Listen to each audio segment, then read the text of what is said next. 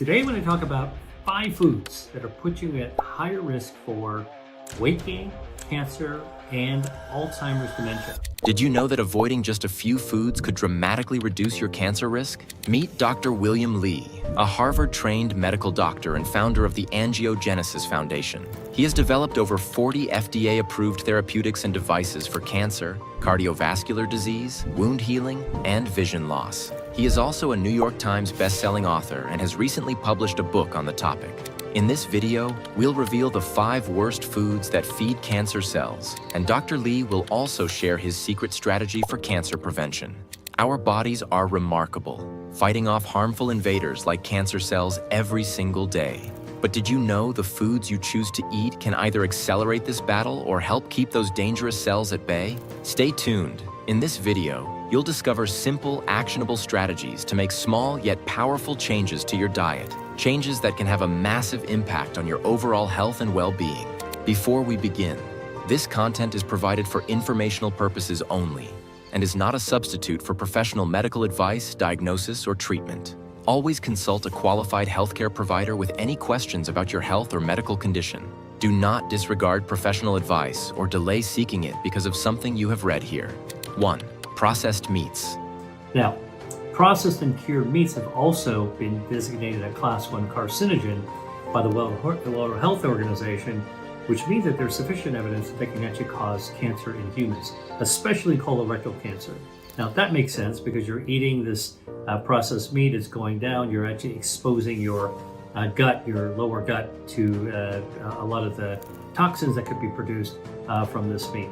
Processed meats are often loaded with additives to enhance their flavor, color, and shelf life. Common additives include preservatives that prevent spoilage, artificial colorings to make the meat look more appealing, and flavor enhancers to make the taste more robust. Fillers are also commonly used in processed meats, which are cheap ingredients that bulk up the product, but don't contribute much to its nutritional value. These additives may not be ideal for the body and can contribute to various health issues over time. One particularly surprising additive found in processed meats is meat glue. This substance was invented in the 20th century and is used by manufacturers to bind together various leftover meat scraps that might otherwise be discarded. These scraps, often remnants from slaughterhouses or meat processing plants, are ground into a fine paste and then glued together to form products that appear whole, like deli meats. Meat glue enables manufacturers to assemble pieces of cheap meat into a uniform product, making it look like a single cut of meat, such as a turkey breast or a ham. In the deli, we often see perfectly round cylinders of processed meat, which, in reality, are created by this process. Despite their appearance, these meat products are often made from leftover bits of turkey or other meats that have been ground up, combined with meat glue, and molded into the desired shape. While this process is used to create uniform shapes for convenience and aesthetics, it raises health concerns. For instance, the so-called deli turkey or deli ham that many people believe are healthier alternatives to other meats are often far from nutritious. The meat in these products is usually treated with chemicals, additives, and fillers, making them less wholesome than they appear. In fact, these processed and cured meats have been classified as a Class 1 carcinogen by the World Health Organization, WHO, meaning there is strong evidence that they can cause cancer in humans, particularly colorectal cancer. While processed meats may seem convenient and tasty, they come with a hidden cost. The use of meat glue to bind scraps together and the presence of harmful additives make these foods less healthy than they may initially seem. Moreover, the association between processed meats and serious health risks like cancer should prompt consumers to reconsider their choices when it comes to deli meats and other processed food products. What is the way out then? Grass-fed meats, wild-caught fish, organic poultry, and plant-based proteins such as legumes and nuts. These natural proteins are free from harmful additives, are less likely to spike insulin levels, and do not contain the carcinogenic compounds found in processed meats. 2. Excess added sugar and artificial sweeteners. Categorically, I think excess natural sugars in product form added to food, it's the added sugars, tend to be unhealthy if you overconsume that. And sodas is just one of many examples with lots of added sugar. Artificial sweeteners is not one category. It's a lot of different types of things that are used in place of refined sugar. Dr. Li discusses the nuanced debate around sugars and artificial sweeteners, emphasizing the importance of avoiding oversimplified judgments or character assassinations of entire categories. He distinguishes between refined sugars, artificial sweeteners, and natural alternatives, urging consumers to be informed about their choices. Refined sugars, like the white powder commonly bought in supermarkets, are well documented for their health risks, especially when overconsumed in products like sodas and processed foods. On the other hand, artificial sweeteners, which are chemically synthesized to mimic sweetness by activating sugar receptors on the tongue, come in many forms and are not a single homogeneous category. Examples include aspartame and sucralose, chemicals often criticized for potential health risks. Dr. Li highlights natural sweeteners like stevia and monk fruit as alternatives. While they may be closer to nature compared to artificial sweeteners, consumers should still scrutinize product labels. Many products marketed as stevia or natural often contain additives or fillers, which dilute their purity. The central message is to approach sweeteners with awareness and discernment. Whether it's refined sugar, artificial sweeteners, or natural alternatives, moderation and informed decision-making are key to maintaining health, as not all products are created equal, even those labeled as natural. Before we move on to the next food, let's hear what Dr. Li has to say about the groundbreaking things that we as humans will discover in the next 5 to 10 years that are going to transform our health and the fight against cancer. Well, one thing that I think is most, one of the big aha jaw droppers for me in the kind of the journey that I've actually had in my career is the fact that we can regenerate ourselves. Dr. Li made a groundbreaking prediction rooted in the body's ability to regenerate itself, highlighting how certain foods can enhance this natural process. Initially skeptical about the concept of regeneration due to the challenges in stem cell therapy and regenerative medicine, Dr. Li discovered that the body inherently regenerates daily and can be supported by specific dietary choices. Foods like barley, rich in beta-D-glucan, cacao, containing polyphenols, and extra virgin olive oil, with hydroxytyrosol, have demonstrated the potential to boost regenerative capabilities. Even unconventional options like squid ink, known for its protective effects on stem cells, offer significant benefits. Dr. Li's prediction extends to the future of humanity as we venture into space.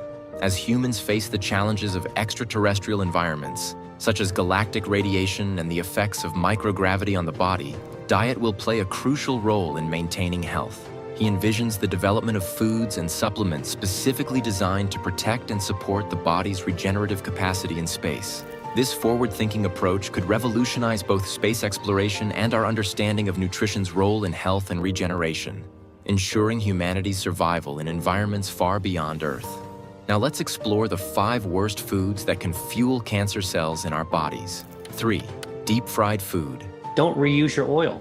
Most oils that are reused, when we heat them to cook, whether we're actually, again, deep frying is generally something that's not very healthy. The process of deep frying actually changes the natural chemicals that make up oil in the oil itself, and then paint it onto the food, stick it onto the food. So we're eating some of the changed chemicals when we actually eat deep fried food. Dr. Li provides important insights into the health implications of consuming oils, especially when they're used in cooking, highlighting 3 key points. Limit oil consumption. While there are healthier oils available, such as olive oil or avocado oil, it's essential to moderate the amount of oil consumed. Excessive oil intake can contribute to various health issues, even when using the healthier options. Avoid reusing oil. Reusing oil, especially in cooking, poses significant health risks. When oils are reheated, particularly at high temperatures like those used for deep frying, their chemical structure changes. This alteration produces harmful compounds, some of which can adhere to the food. Consuming these altered compounds can be detrimental to health, as they may include potentially carcinogenic substances. The crisp golden browning that makes fried foods appetizing is part of this chemical transformation, introducing risks that extend beyond the high-calorie count of fried foods. Beware of restaurant practices. A major concern with reused oil arises when dining out. Many restaurants, particularly those specializing in fried foods, may reuse oil multiple times for cost efficiency. This practice exacerbates the production of harmful compounds in the oil, which can accumulate over time, making the food less healthy. For instance, in certain restaurants with large frying vats, oil might be reused for days, increasing exposure to these altered, unhealthy substances. 4. Sodas and diet sodas. But if you drink soda, to have those 10 teaspoons of refined sugar that are dissolved invisibly in whatever colored fluid we might be drinking, it tastes great, quenches your thirst. It kind of, our mental blueprint is that, this is something you use to slake your thirst on a hot summer day. And I can tell you that the hyperglycemic state, your body can't handle 10 teaspoons of sugar at the same time. And think about, the people that chug an entire can of soda, right? I mean, I've done it myself. There's no way that's good for us. So that overwhelms a lot of our systems. It overwhelms our stem cells. Our stem cells cannot adequately properly function to help us regenerate when there's too much sugar around. Dr. Li explains the significant impact of added sugar, particularly in the form of refined sugars found in sodas, on the body's metabolic and regenerative systems. While natural sugars from sources like fruits are generally beneficial, owing to their natural pairing with fiber, vitamins, and other nutrients that support metabolism, refined sugars lack these balancing factors and can harm the body when consumed in excess. For example, a single can of soda contains about 10 teaspoons of sugar, often consumed in a short span. This sudden influx of sugar overwhelms the body, creating a hyperglycemic state where the metabolic system struggles to process the excess glucose. Over time, this stress affects the functionality of stem cells, which are crucial for tissue regeneration and overall repair mechanisms. Stem cells fail to function optimally when exposed to high sugar levels, impairing the body's ability to heal and maintain itself. Additionally, excessive sugar has a dehydrating effect at the cellular level. Much like how prolonged exposure to water can wrinkle and dry out skin, a high sugar environment draws water out of cells, leaving them less functional. This imbalance extends to the gut microbiome, the ecosystem of beneficial bacteria in the digestive system. Refined sugars disrupt the microbiome, weakening its ability to support immunity and overall health. A disrupted gut microbiome leads to poor immunity and an increased risk of illness. And then, by the way, let's kind of just take one step over to the kissing cousin of regular soda, which is diet soda, right? So here's the thing. I just told you, we might want to cut down or cut out regular soda. So what do people say? They say, well, don't worry, Dr. Li, we just go over to the diet soda. No worries, I drink the diet version. It's much better for my metabolism. Well, science tells us it's not true. And the irony is that people who drink a lot of diet soda with the purpose of not getting a lot of carbs from refined sugar actually still gain weight. This is a kind of a paradox that now makes sense because scientists have figured out that many of the artificial sweeteners used in diet sodas actually harm our gut microbiome. Moreover, Dr. Li sheds light on the hidden dangers of diet sodas, often perceived as a healthier alternative to regular sugary sodas. While diet sodas eliminate refined sugars, their use of artificial sweeteners introduces a new set of issues that can negatively impact the body, particularly the gut microbiome. Artificial sweeteners are chemically engineered to mimic the taste of sugar.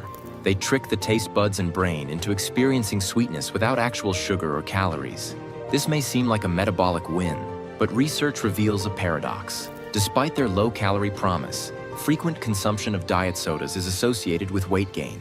The reason lies in their effect on the gut microbiome, the complex community of beneficial bacteria that play a critical role in digestion, immunity, and metabolism. When artificial sweeteners are ingested, they travel to the gut, where they interact with gut bacteria.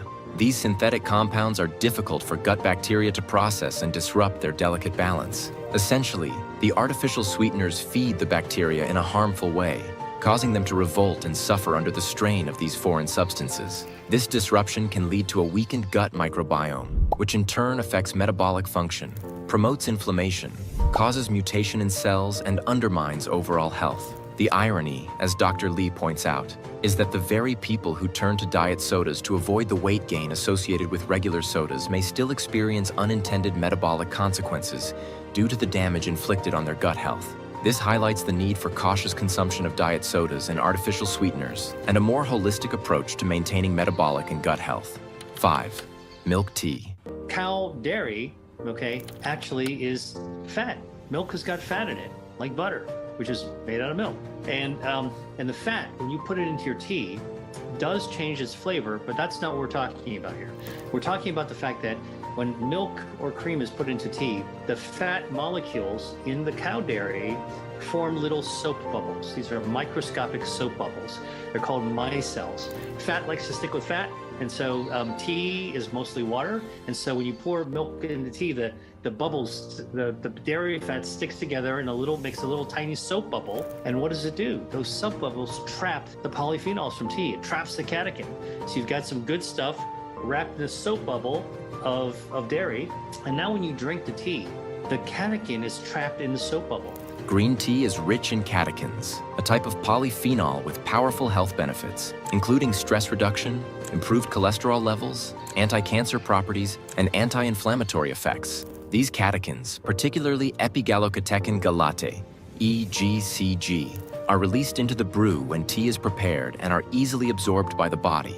However, adding cow milk or cream to tea can significantly diminish these benefits. The dairy fats form microscopic bubbles called micelles, which trap the catechins, preventing their absorption in the stomach and intestines. While adding milk enhances the tea's flavor, it compromises its health advantages, as the trapped catechins are excreted rather than utilized. For maximum benefits, green tea is best consumed without cow dairy. Now, if you want to actually still cut the tea with something that is milk-like, nut milks are fine because they don't actually have the same fatty reaction that the cow dairy has. So almond milk, cashew milk, those soy milks, they're all fine. Dr. Li notes that nut milks, e.g. almond, oat, or soy milk, do not have the same fat composition as cow dairy. They likely do not trap catechins in micelles, making them a better choice if you enjoy creamy tea, but want to retain the health benefits. And there you have it, 5 foods that feed cancer cells. I hope Dr. Li's expertise has shed some light on these harmful foods, and now you can make a decision for a healthier diet and life. If you have enjoyed this video, then please like and subscribe for more content like this. See you in the next one.